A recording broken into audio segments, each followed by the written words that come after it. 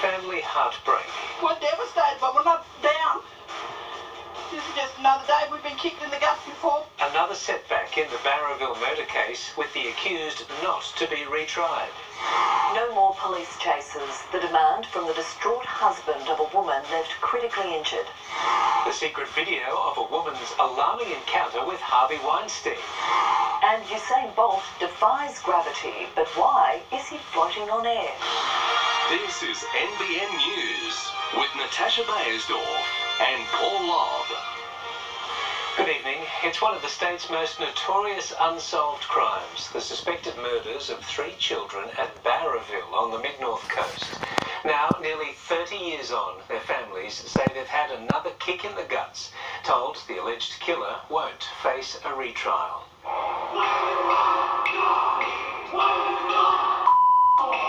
They left their mark on the court as they dealt with their grief and anger.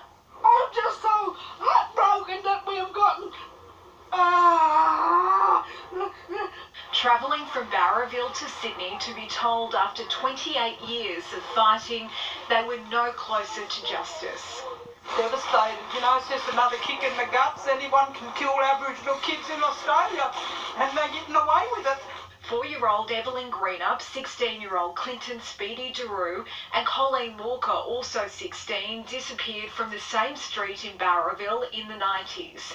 This man, who we can't identify, was acquitted of 2 of the murders after separate trials. He was never charged over the 3rd. The Attorney-General went to the Court of Criminal Appeal hoping to have him tried over the deaths of all 3 at the same time, but today the application was thrown out.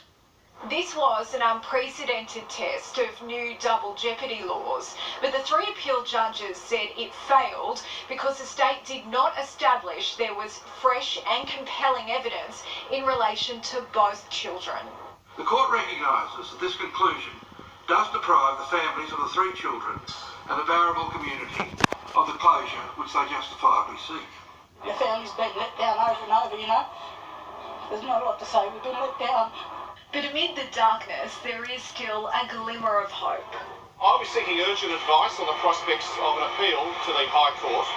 I'll also be urgently raising with Cabinet whether there is any need to change the law in this area. We're devastated, but we're not down.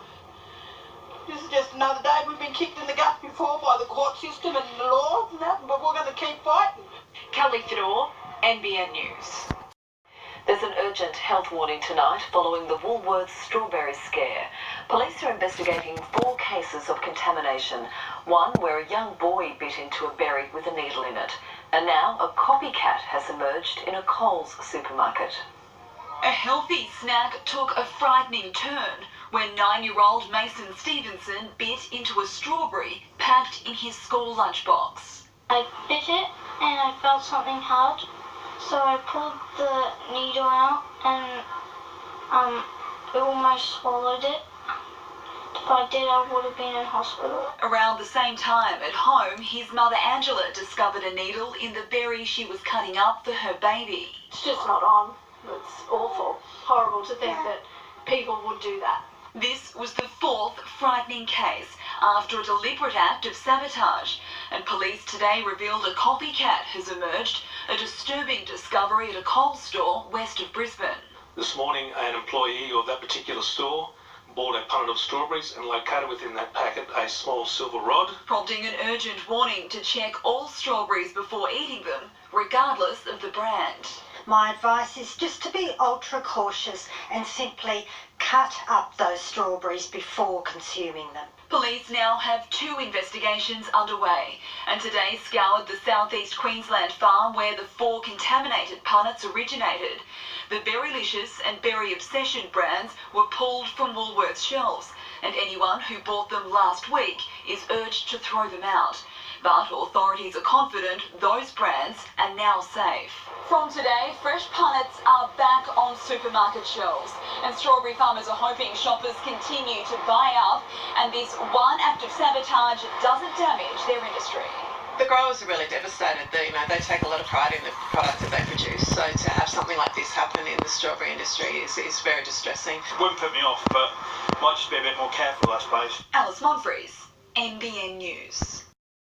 Distraught and demanding answers. Today, the husband of a woman left in a coma after a police chase crash in Sydney called for action. Gabe Vera's car was hit by an officer who was after a mobile phone offender last week. Her husband now wants an end to high-speed pursuits. For 8 days, the Vieira families maintained a bedside vigil at St George Hospital. Today they broke away, clutching a picture of a wife, mother and grandmother to express their fury at police. No siren, no lights. She never stood... Never stood a chance. And 68-year-old Gabe Vieira is now clinging to life. She's not responding at the moment. She's in coma. Last Wednesday, her Mercedes was T-boned by a police car chasing a driver spotted on a mobile phone in Cronulla. Witnesses have said the police car was travelling at up to 140 kilometres per hour and there were definitely no sirens or flashing lights.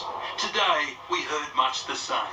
Did you hear any police sirens at that time? No, I didn't. We hear sirens now. You didn't hear that?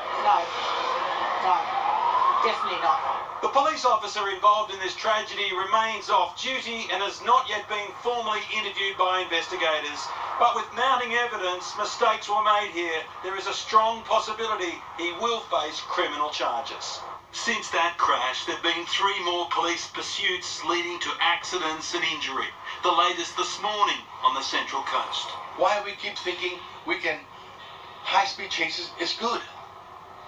We should not allow this anymore. And today they called on the Premier to step in and ban them. We let the police do the investigation, but also, if there's any action to be taken after that, of course, we will. That's unlikely to ease the Vieira family's pain. I'm so lucky. She's my wife. I want her back. But I want someone to take the responsibility for what's happened. Damien Ryan, NBN News. The fallout from the Liberal leadership spill is still rocking the Morrison government, with one female MP complaining of appalling behaviour. Deposed Deputy Julie Bishop hinted threats to parliamentarians was a crime, while former PM Malcolm Turnbull fired a shot from New York.